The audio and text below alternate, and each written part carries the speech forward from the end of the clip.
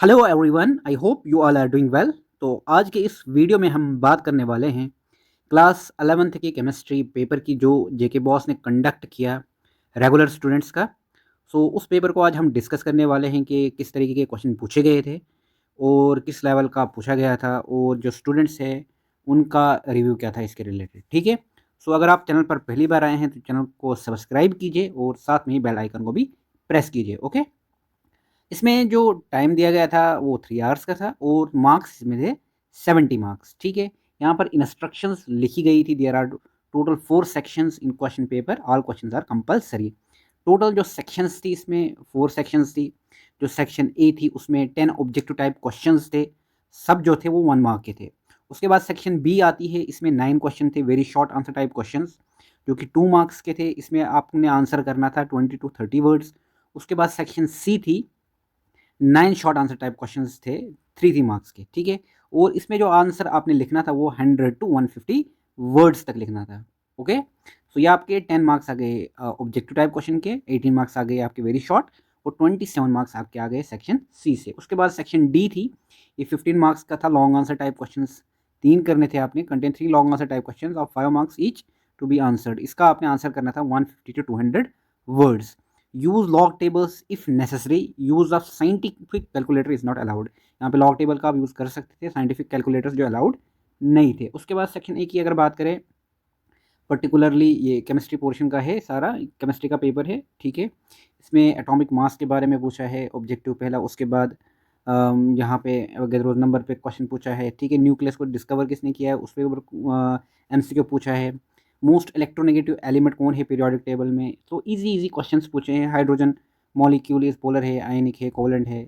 Hybridisation के ऊपर MCQ था। इंटरनल एनर्जी के ऊपर क्वेश्चन था। ऑक्सीडेशन प्रोसेस क्या, ऑक्सीडेशन प्रोसेस में होता क्या है। इट मीन्स कि लिटिल बिट इजी पोर्शन था, इजी टू मॉडरेट लेवल का पेपर था। उसके बाद which are the following electrophile, इसमें आपने देखना था कौन है इलेक्ट्रोफाइल। उसके बाद which are the following general formula क्या होता है एल्कीन्स का।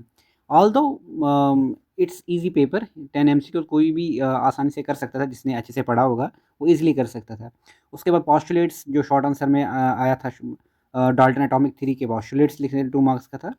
आयनाइजेशन इंथैल्पी होती क्या, उसके यूनिट्स लिखने थे। उसके बाद जो H2S है वो गैस है, और जो वाटर है वो लिक्विड है, इसको आपने एक्सप्लेन करना था। उसके बाद आपने ओपन सिस्टम और आइसोलेटेड सिस्टम क्या होता है उसके ऊपर एग्जांपल्स भी लिखनी थी। ज़्यादा लेंथी नहीं लिखना था, ओनली 20 वर्ड्स तक लिखना था इसको। उसके बफर सोल्यूशन होते क्या हैं और इनकी इंपॉर्टेंट पार्ट क्या है इंडस्ट्रियल प्रोसेस में, उसके ऊपर क्वेश्चन था।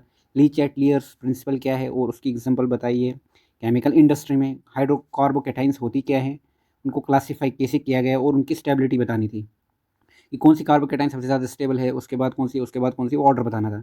उसके बाद वुड्स रिएक्शन के बारे में था, और हाउ कैन, और वुड्स रिएक्शन को आप, वुड्स रिएक्शन से आप ब्यूटेन कैसे बना सकते हैं।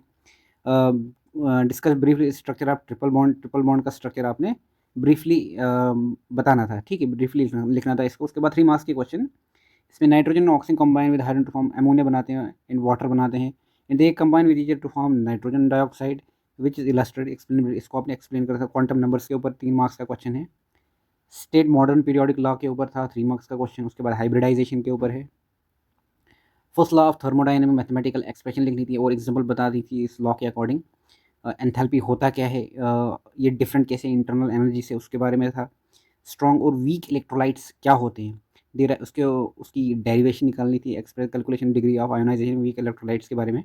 उसके बाद H2S acts only as a reductant, और सल्फर डाइऑक्साइड जो बोथ ऑक्सीडेंट भी एक्ट करता है और रिडक्टेंट भी एक्ट करता है, इसको आपने बताना था क्यों।